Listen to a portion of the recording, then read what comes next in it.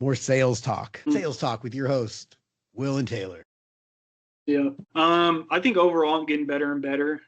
Still come across those people here and there that are just like, oh, what's my rate? What's my payment? What's the cost? They're trying to like write it down and shop around and whatnot. I had a guy like that the other day.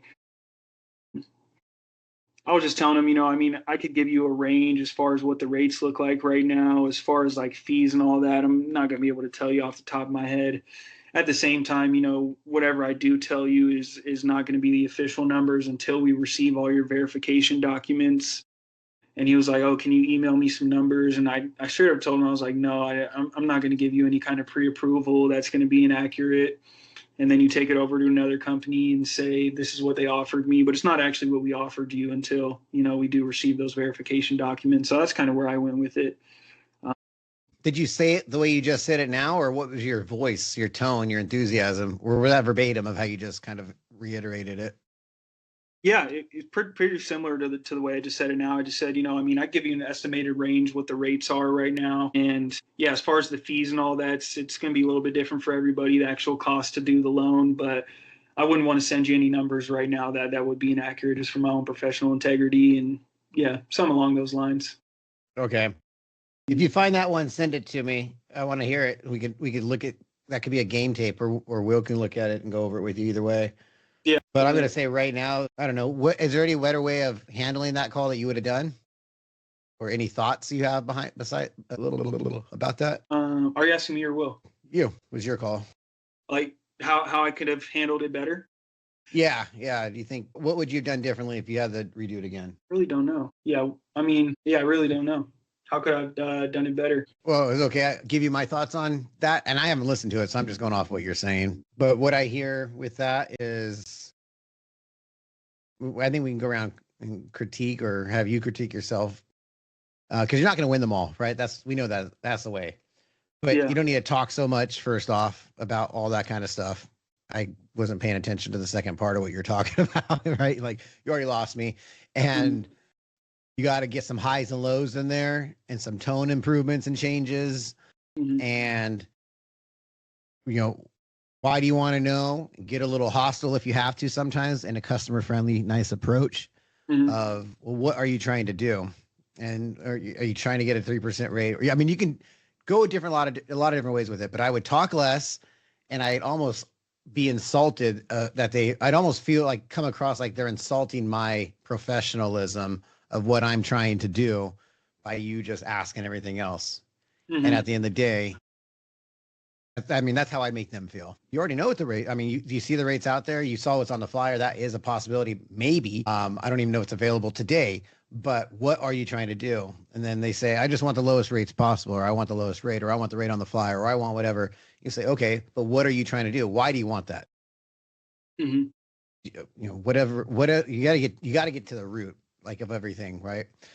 Why do you want that? Well, because I want to lower my payment. So there's nothing else you need, though. You don't have any need for cash. You don't have any credit cards. Everything's paid off. All the cars are paid off. There's no student loans. There's no credit cards. There's nothing you need to fix the house, right? No. Okay, perfect. Yeah. So, and then I might go into a soft approach, because then I know at that point they're not my client anyways, probably, right? Like, what do you have on your mortgage right now? Unless they say like I got a 7% or whatever, then I'm going to soften my approach differently. But if they say I got a 5.99 and I want the 4.99, that's when I would try eliminate that call by saying, well, that wouldn't make sense for you anyways. And I know we talk about don't pre-qualify people, but if I have a hostile or a person getting hostile, and I don't know if that was the case or not, but if I had that going on and I could sense that and I feel that, then I would just tell them, I would go with more of the takeaway approach, which is, oh, then it's probably not going to make sense for you right now. Even if you got a 4.99, that's the max cost, unless you had something you were trying to do with more money and utilize your equity like most people are doing these days, right? Or you're trying to get cash out, because that's what most people are trying to do right now to get themselves set up for the future better. But are you looking to do any of that? No. Okay. Yeah.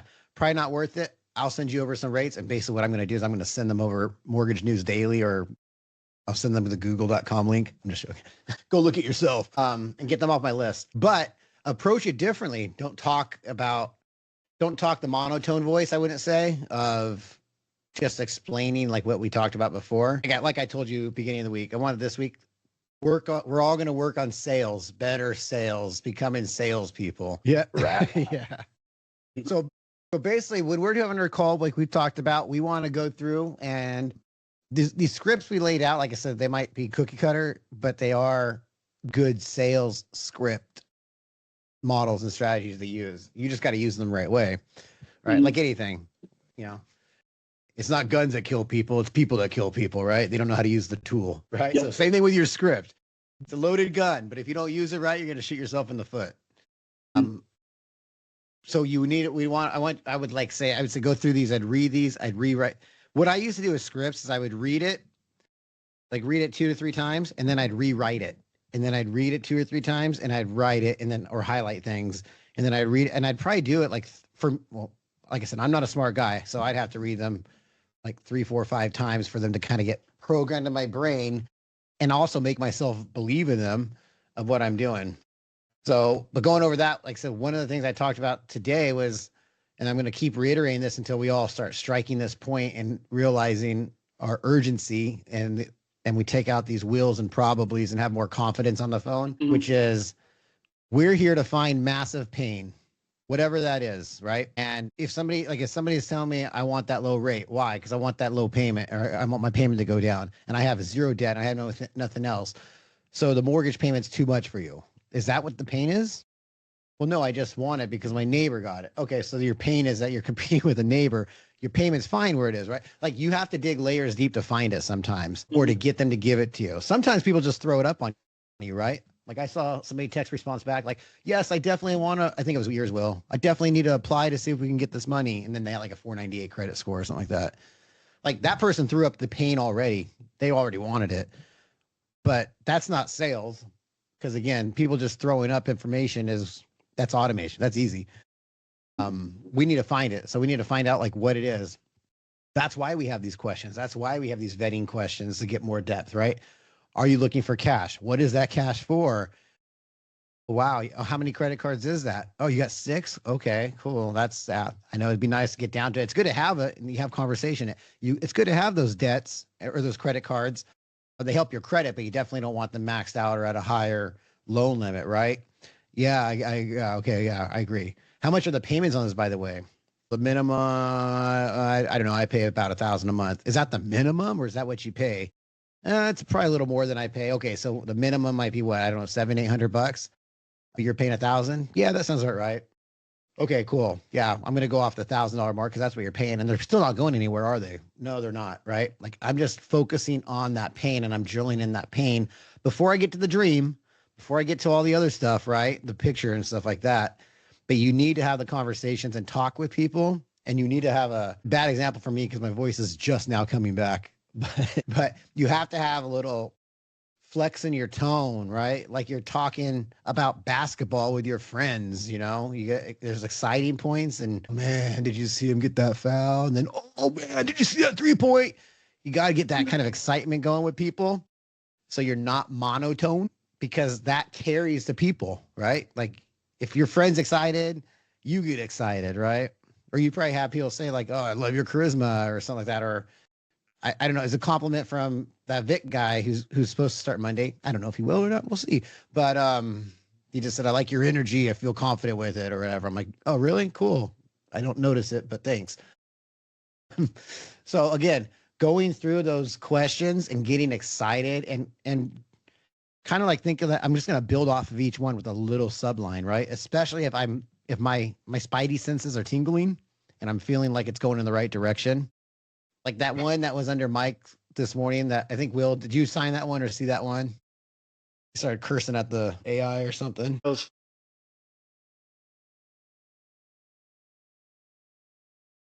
Yeah. Yeah, that was those are I mean, I like those ones honestly because to me I like competitiveness. I like the spirit of I like to go there. I want to flip that bitch. I want to get them to get on my side, right? So I like those. I had one today too. He was yelling at me the whole time. By the end of it, he was on my side. I had a good one. Those are good ones. Save that and share it. Save your wins, guys. Put your trophies up there. I want to see them.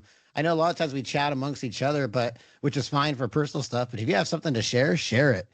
Just like you would on social media, right? You put up your fundings on social media, put up your Mhm. good conversations, your wins, your takeaways, your bad ones that didn't go through, but you did a good job, right? Whatever they are, subconsciously they're gonna make you feel better, and they're gonna let other people feel good and excited and motivate.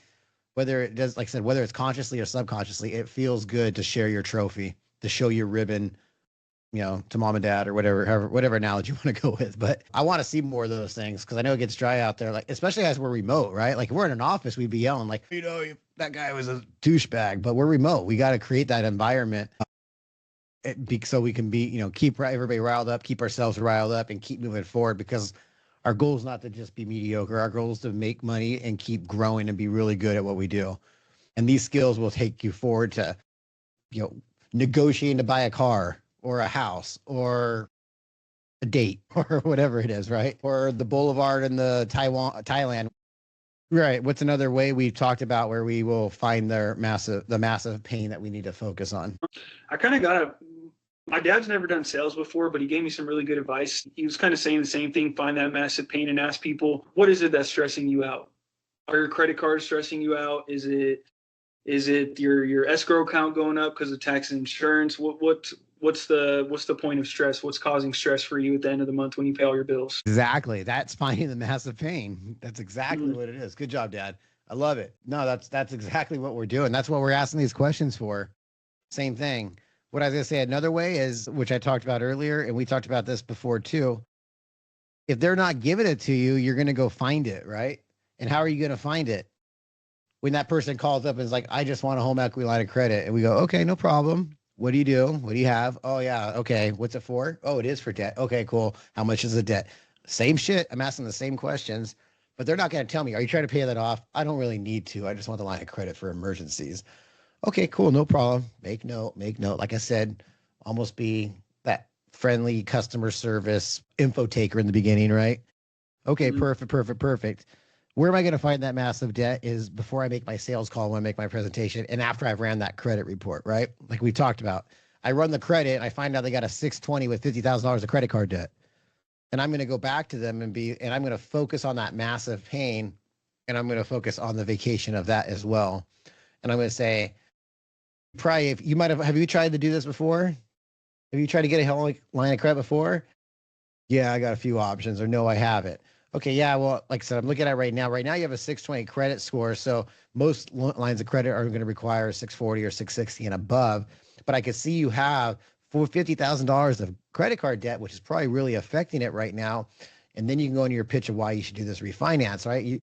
What a lot of people do, and I say that a lot of times, right? What a lot of people do, or my aunt just did this, or my cousin just did this. Again, the story people like to copy. We can do a refinance for you. Get all that debt taken care of. You gotta have a better plan for it, unless you have a bunch of money sitting around that you're not using, or you win the lotto or something like that, and you can pay it off right now and get your credit score up. I'd be happy to give you a line of credit. But what I think you need to do is do the cash out refinance to pay that off. Get your credit up 6, 7 months down the road after it's had a little time to season. We can come back and do a rate and term refinance for you to drop it back down, and then go get you another line of credit if you wanted to, if you have equity, right? Or we could do some kind of plan like that is what I'm saying. But I could focus on that pain now, because I could say you don't qualify. Ooh, that's painful a little bit. You won't qualify from any and you could challenge people sometimes too.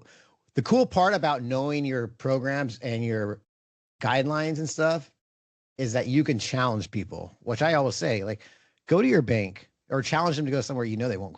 US Bank has great lines of credit. Go ask them. Go to your bank. Go to your credit union. Go see if they'll do it. If they will do it, that's awesome. But I'm telling you right now, it probably won't happen. And if it doesn't happen, I know I got a resolution for you. I want to come back and we can talk about it. Can you go talk to them, or can you call them right now and we can hop on the phone in 2 hours, 3 hours, 4 hours in the morning, whatever it is, and try to push for those people to do that stuff.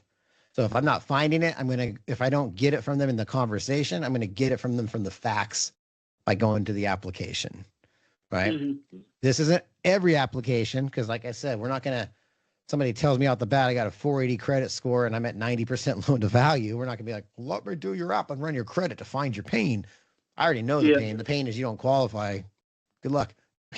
But not that mean, but you're going to give them something anyways, right? Like, unfortunately, the credit's not here, but maybe you can do a credit boost. Maybe you can get with a credit counseling. We have a credit repair company that might help out if it's very important and valuable for you to get this done. Excuse me. So again, find massive pain. I like I said, your dad said it as well. We used to do did these T charts too. You can do this, and hopefully you write down notes and stuff like that. But you can literally do this, something simple like this. Let me share my. I chart, right? Have you seen a T chart before? Maybe for math. Definitely. But literally you just write down, and you could even do this and show them if you wanted to. I wouldn't recommend doing that because that's going to take away time. But if you get confident, do it. Literally all we're doing here is saying it's exactly what we talked about. It's just a visual way of doing it. Here's their problems. Here's where they are. And here's where they want to be, right? Want to be where you are, where you want to be. Where am I? 20K debt, 1,500 pool broke, whatever, in jail, whatever you find, all these pain points, right? Of there, where do you want to be? 0 debt, save 1,000 a month, right? Like, write this down if it makes you feel better, if it makes you understand it better. Fix my pool. So it's the same thing. I don't know about this one. Money on kids' books. I don't know what they'd want, but yeah, anyways, a T-chart's a simple way of just kind of doing what we talk about, which is finding the massive pain and then finding out a way to resolve it, right? So once I find that pain out, I'm having that conversation of like, yeah, I know it's tough out there right now, right? I mean, get on people's side too. You know, the way the economy and the way it is right now, and people are, it seems like we're all spending a little more than we want to just to survive. But I get it. So let me see what I can do to help you on that part too. Yeah, I mean, if you can get rid of those debts, or even half of those debts, would that make a big deal for you? Would that make a big difference for you? Most people anytime they're going to save something is going to make a difference for them, right? But most people are going to be like, yeah, that would definitely be good.